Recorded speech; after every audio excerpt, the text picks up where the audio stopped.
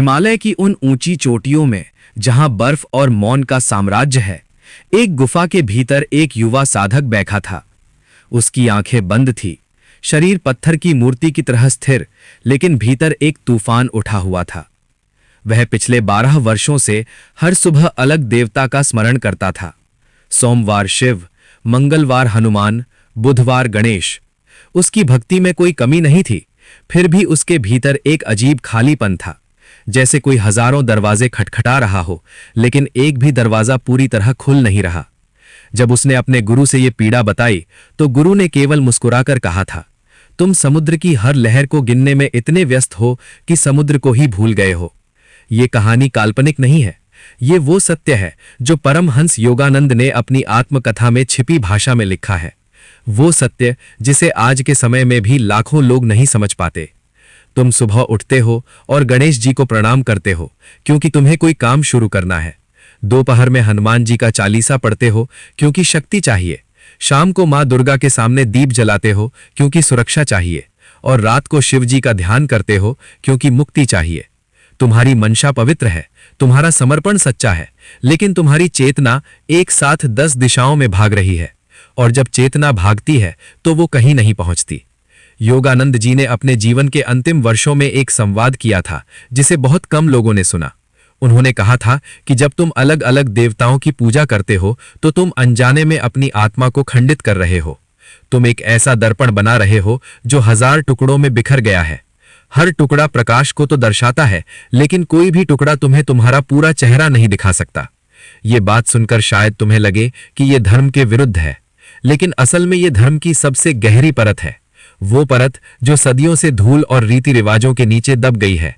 तुमने कभी गौर किया है कि जब तुम एक मंदिर से दूसरे मंदिर भागते हो, जब तुम एक आरती से दूसरी आरती में उलझे रहते हो, तो तुम्हारे भीतर बेचैनी बढ़ती है या घटती है?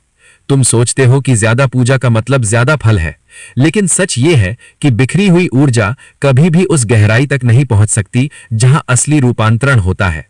ये ऐसा है जैसे तुम 10 कुओं में एक एक बाल्टी पानी डालो और उम्मीद करो कि कोई एक कुआं भर जाएगा। ऐसा कभी नहीं होगा। लेकिन अगर तुम अपनी पूरी ऊर्जा, अपना पूरा ध्यान, अपनी पूरी श्रद्धा एक ही कुएं में डालो, तो वो इतना भर जाएगा कि उसमें से झरना फूट पड़ेगा। योगानंद जी इसी झरने की बात कर रहे थे, उस आंतरिक झरने की जो तभी फूटता है जब तुम्हारी चेतना बिखरती नहीं बल्कि एक बिंदु पर केंद्रित हो जाती है। बनारस की एक संकरी गली में, जहां पत्थर की दीवारों पर सदियों का इतिहास उकेरा हुआ है, एक पुराना मठ है जिसके बारे में बहुत कम लोग जानते हैं। उस मठ की दीवारों पर संस्कृत में एक पंक्ति लिखी है जो समय के साथ धुंधली पड़ती जा रही है। वो पंक्ति कहती है, एकम सत्य विप्राह बहुधा वदंती। सत्य एक है, लेकिन विद्वान उसे अनेक नामों से पुकारते हैं। ये ऋग्वेद का वो सूत्र है जिसे कभी भारत की आध्यात्मिक नींव माना जाता था, लेकिन जैसे जैसे सदियां बीती, ये सूत्र केवल किताबों में सिमट कर रह गया। मंदिरों में इसकी जगह अनुष्ठानों ने ले ली और लोग भूल गए कि सभी देवता उस एक अनंत चेतना के अलग अलग द्वार हैं। योगानंद जी के गुरु श्री युक्त इसी परंपरा के वाहक थे। वे उस प्राचीन ज्ञान को जानते थे जो महाभारत के युद्ध के बाद धीरे धीरे लुप्त होने लगा था। कहा जाता है कि जब समाज संगठित धर्म में बदलने लगा, जब मंदिरों में सत्ता की राजनीति घुसने लगी, तो इस एकता के ज्ञान को जानबूझकर धुंधला कर दिया गया। क्योंकि अगर हर इंसान समझ जाए कि परमात्मा उसके भीतर है, कि उसे किसी मध्यस्थ की जरूरत नहीं, तो फिर मंदिरों का व्यापार कैसे चलेगा? धीरे धीरे ये बदलाव इतना सूक्ष्म था कि किसी को पता ही नहीं चला। गणेश जी को विघ्नहर्ता बताया गया, हनुमान जी को शक्ति का स्रोत, लक्ष्मी जी को धन की देवी, सरस्वती जी को ज्ञान की। हर देवता को एक अलग विभाग का प्रमुख बना दिया गया, जैसे किसी सरकारी कार्यालय में अलग अलग विभाग होते हैं। लेकिन प्राचीन आर्षि ये नहीं मानते थे। उनके लिए शिव और विष्णु अलग नहीं थे, वे उसी एक ब्रह्म के 2 पहलू थे। काली और दुर्गा अलग नहीं थी, वे उसी एक शक्ति के 2 रूप थे। जब कोई साधक किसी एक देवता में पूरी तरह डूब जाता था, तो वह सभी देवताओं के दर्शन कर लेता था। क्योंकि जब तुम एक द्वार से मंदिर में प्रवेश कर जाते हो, तो तुम पूरे मंदिर में होते हो, केवल उस द्वार में नहीं। ये रहस्य केवल उन्हीं साधकों को पता था जो वर्षों की तपस्या के बाद इस सत्य तक पहुंचे थे।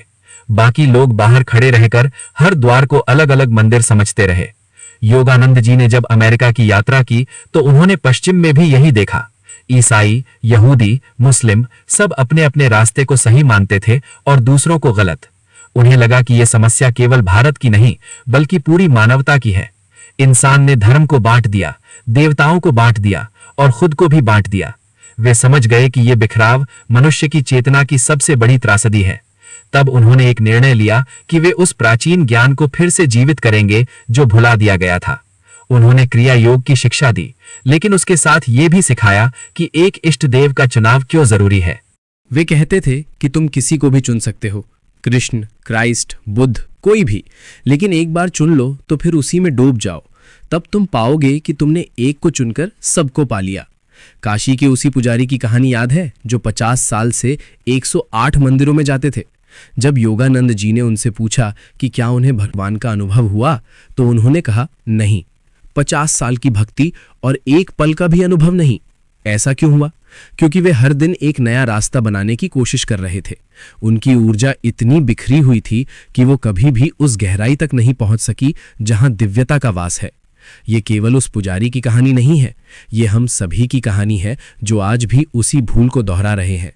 अब तुम्हें एक ऐसी बात बताता हूं जो शायद तुमने किसी पंडित या संत से कभी नहीं सुनी होगी। जब तुम सुबह उठकर गणेश जी का ध्यान करते हो, फिर दोपहर में हनुमान जी का स्मरण करते हो और शाम को शिव जी के सामने बैठ जाते हो, तो तुम्हारे मस्तिष्क के भीतर एक अदृश्य युद्ध छिड़ जाता है।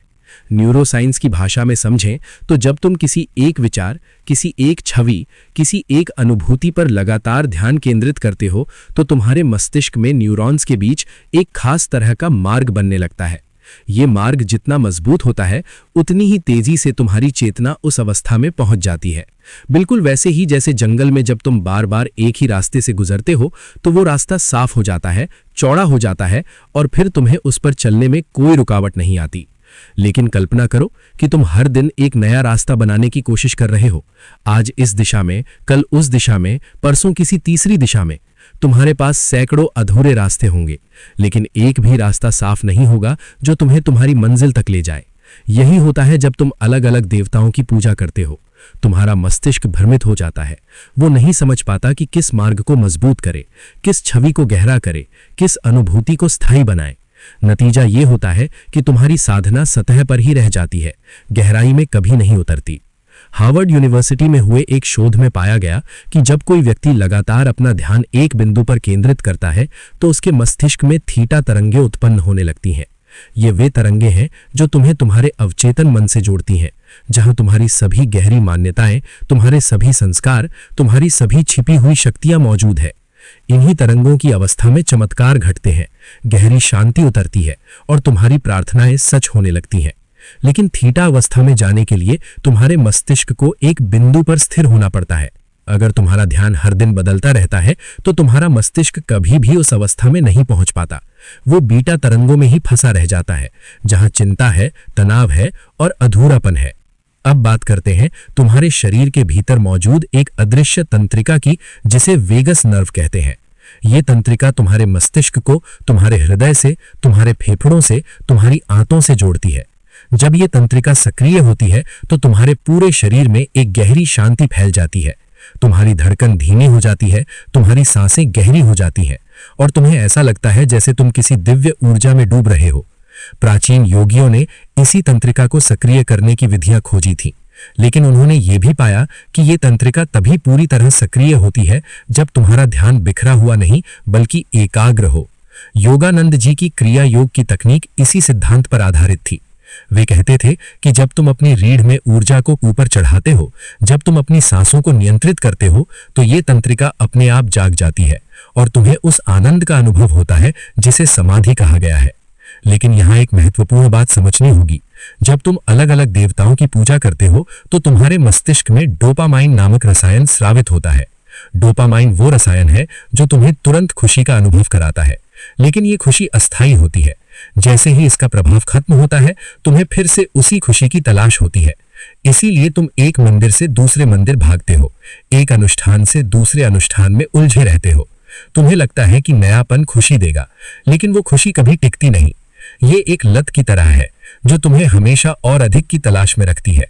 इसके विपरीत जब तुम एक इष्ट देव को चुनते हो और केवल उन्हीं की साधना करते हो तो शुरुआत में शायद वो तीव्र रोमांच नहीं होता, लेकिन धीरे धीरे तुम्हारे मस्तिष्क में सेरोटोनिन और ऑक्सीटोसिन नामक रसायन स्रावित होने लगते हैं। ये वे रसायन हैं जो स्थायी शांति, गहरा संतोष और आंतरिक संतुलन लाते हैं। ये डोपामाइन की अस्थायी उत्तेजना नहीं, बल्कि एक गहरी जड़ से उठने वाली शांति है जो तुम्हारे पूरे अस्तित्व को बदल देती है। क्वांटम फिजिक्स भी इस दिशा में इशारा करती है। वैज्ञानिकों ने पाया है कि जहां तुम्हारा ध्यान जाता है वहां ऊर्जा प्रवाहित होती है, और जहां ऊर्जा प्रवाहित होती है वहां वास्तविकता का निर्माण होता है। अगर तुम्हारा ध्यान बिखरा हुआ है तो तुम्हारी ऊर्जा भी बिखर जाती है, लेकिन अगर तुम्हारा ध्यान एक बिंदु पर केंद्रित है तो तुम्हारी पूरी ऊर्जा उस बिंदु पर इकट्ठा हो जाती है और वहां एक शक्तिशाली चुंबकीय क्षेत्र बन जाता है। यही कारण है कि एक इष्ट देव की साधना करने वाले साधकों के जीवन में चमत्कार घटते हैं। उनकी प्रार्थनाएं सुनी जाती हैं, उनकी इच्छाएं पूरी होती हैं और उनके भीतर वो शक्ति जाग जाती है जो सभी बाधाओं को पार कर सकती है। अब वो क्षण आ गया है जब मैं तुम्हें वो विधि बताऊं जो तुम्हारी पूरी साधना को बदल सकती है। लेकिन इसके पहले तुम्हें एक बात समझनी होगी। इष्ट देव का चुनाव कोई बौद्धिक निर्णय नहीं है। ये तुम्हारे दिमाग का खेल नहीं है, ये तुम्हारी आत्मा की पुकार है। तुम्हारे भीतर छिपी उस प्यास की आवाज है जो जन्मों से तुम्हारा पीछा कर रही है। जब योगानंद जी से किसी ने पूछा कि मैं कैसे जानूं कि कौन सा देवता मेरे लिए सही है, तो उन्होंने केवल इतना कहा था कि तुम्हारा हृदय पहले से ही जानता है, बस तुम्हें उसकी आवाज सुननी सीखनी होगी। वो शब्दों में नहीं होती, वो एक खिंचाव है, एक आकर्षण है जो तुम्हें किसी खास देवता की ओर ले जाता है। शायद तुम्हें याद हो बचपन का कोई पल जब तुम किसी मंदिर में खड़े थे और किसी एक मूर्ति के सामने तुम्हारे भीतर कुछ हिल गया था। शायद कोई गीत था जो तुम्हारी आंखों में आंसू ले आता था। शायद कोई कहानी थी जो तुम्हारे मन को छू जाती थी। ये सब संकेत है। ये तुम्हारी आत्मा का इशारा है कि वो किस दिशा में जाना चाहती है। तुम्हें बस एक शांत जगह बैठना है, आंखें बंद करनी है और अपने भीतर झांकना है। कुछ करने की कोशिश मत करो, बस देखते रहो और धीरे धीरे जैसे धुंध के बीच से सूरज निकलता है वैसे ही तुम्हें एक छवि दिखाई देगी, एक नाम सुनाई देगा, एक भाव उभरेगा। यही तुम्हारा इष्ट देव है। एक बार जब तुमने अपना इष्ट देव पहचान लिया तो असली यात्रा शुरू होती है। ये कोई साधारण पूजा नहीं है जहां तुम सुबह 5 मिनट बैठो, कुछ मंत्र बोलो और उठकर अपने काम में लग जाओ। ये गहरी जीवंत संबंध बनाने की प्रक्रिया है। तुम्हें हर सुबह जैसे ही तुम्हारी आंख खुले सबसे पहले अपने इष्ट देव का नाम लेना है। लेकिन ये केवल होठों से नहीं बल्कि हृदय से होना चाहिए। तुम्हें उनकी उपस्थिति को महसूस करना है, जैसे वे तुम्हारे बगल में बैठे हों, तुम्हारी ओर देख रहे हों, मुस्कुरा रहे हों। ये कल्पना नहीं, ये एक जीवंत अनुभव बनना चाहिए। जितना गहरा तुम इस अनुभव में उतरोगे उतनी ही तेजी से तुम्हारे भीतर परिवर्तन होगा। फिर तुम्हें एक निश्चित समय तय करना है।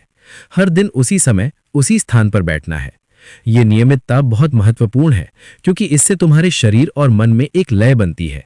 तुम्हारा मस्तिष्क समझने लगता है कि इस समय इस जगह कुछ खास होने वाला है, और जब ये लय बन जाती है तो तुम्हें ध्यान में बैठने में ज्यादा मेहनत नहीं करनी पड़ती। तुम्हारा शरीर अपने आप उस अवस्था में चला जाता है। उस समय तुम्हें अपने इष्ट देव से बात करनी है, लेकिन ये कोई औपचारिक प्रार्थना नहीं होनी चाहिए। ये वैसा होना चाहिए जैसे तुम अपने सबसे करीबी मित्र से बात करते हो। तुम उन्हें अपनी समस्याएं बताओ, अपने डर बताओ, अपनी खुशियां साझा करो। कोई दिखावा नहीं, कोई छिपाव नहीं, बिल्कुल खुले दिल से। और फिर सबसे महत्वपूर्ण हिस्सा आता है, तुम्हें चुप हो जाना है, पूरी तरह चुप। इस चुप्पी में तुम्हें सुनना है। शुरुआत में शायद तुम्हें कुछ न सुनाई दे, लेकिन धीरे धीरे जैसे जैसे तुम्हारा मन शांत होता जाएगा तुम्हें उत्तर मिलने लगेंगे। ये उत्तर शब्दों में नहीं आएंगे बल्कि एक गहरी समझ के रूप में आएंगे। अचानक तुम्हें पता चल जाएगा कि क्या करना है, कहां जाना है, क्या छोड़ना है।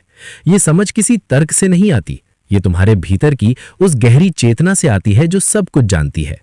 लेकिन ये तभी होगा जब तुम्हारा ध्यान एक बिंदु पर होगा, जब तुम्हारी साधना बिखरी हुई नहीं होगी। अब यहां एक बड़ी बाधा आएगी और तुम्हें इसके लिए तैयार रहना होगा। तुम्हारा मन विद्रोह करेगा। वो कहेगा कि ये बोलिंग है, हर दिन एक ही चीज। वो तुम्हें बहकाएगा कि आज किसी और मंदिर चलो, आज किसी और देवता की पूजा करो। ये तुम्हारे पुराने संस्कारों का प्रतिरोध है। तुम्हारा मन नएपन का आदी है, विविधता का भूखा है। लेकिन तुम्हें याद रखना होगा कि गहराई और विविधता साथ नहीं चलते। जो व्यक्ति हर दिन नया रास्ता चुनता है वो कभी भी किसी रास्ते के अंत तक नहीं पहुंच पाता। यहीं पर तुम्हारी परीक्षा होगी, यहीं पर तुम्हें दृढ़ रहना होगा। योगानंद जी ने कहा था कि आध्यात्मिक मार्ग पर सबसे बड़ी चुनौती निरंतरता है। कोई भी एक दिन, एक हफ्ते, एक महीने तक कुछ कर सकता है, लेकिन जो साल दर साल बिना रुके, बिना भटके एक ही मार्ग पर चलता रहता है, केवल वही सफल होता है। धीरे धीरे तुम देखोगे कि तुम्हारे इष्ट देव तुम्हारी जिंदगी का हिस्सा बनते जा रहे हैं। जब तुम किसी मुश्किल में होगे तो अचानक तुम्हें उनकी याद आएगी और रास्ता मिल जाएगा। जब तुम खुश होगे तो सबसे पहले तुम उन्हें धन्यवाद दोगे। जब तुम सोने जाओगे तो उनका नाम तुम्हारे होठों पर होगा। और एक दिन ऐसा आएगा जब तुम जागोगे और महसूस करोगे कि वे अब केवल तुम्हारी कल्पना में नहीं है, वे तुम्हारे साथ हैं, तुम्हारे भीतर हैं। तुम उन्हें अपनी सांसों में पाओगे, अपनी धड़कन में सुनोगे, और उस दिन तुम समझोगे कि वे कभी अलग थे ही नहीं। वे हमेशा से तुम्हारे भीतर थे, बस तुम्हारा ध्यान बाहर था। अब मैं चाहता हूं कि तुम अपनी आंखें बंद करो और एक तस्वीर देखो, 6 महीने बाद की तस्वीर। तुम सुबह उठते हो और तुम्हारे चेहरे पर एक अलग ही चमक है। तुम्हारी आंखों में एक गहराई है जो पहले नहीं थी। तुम्हारे कदमों में एक विश्वास है। तुम्हारी आवाज में एक स्थिरता है। लोग तुम्हें देखकर पूछते हैं कि तुम में क्या बदल गया है, लेकिन तुम केवल मुस्कुराते हो, क्योंकि तुम जानते हो कि यह बदलाव शब्दों में नहीं बताया जा सकता। तुम्हारे जीवन की समस्याएं खत्म नहीं हुई है, चुनौतियां अभी भी है, लेकिन अब तुम्हारे पास एक आंतरिक ताकत है जो पहले नहीं थी। जब कोई तूफान आता है तो तुम डगमगाते नहीं, तुम अपने भीतर जाते हो, अपने इष्ट देव से जुड़ते हो, और वहां से वो शक्ति मिलती है जो तुम्हें हर तूफान से पार ले जाती है। तुम्हारे रिश्ते बदल गए हैं। तुम्हारे परिवार वाले देखते हैं कि तुम ज्यादा शांत हो, ज्यादा प्रेमपूर्ण हो। तुम छोटी छोटी बातों पर नहीं भड़कते।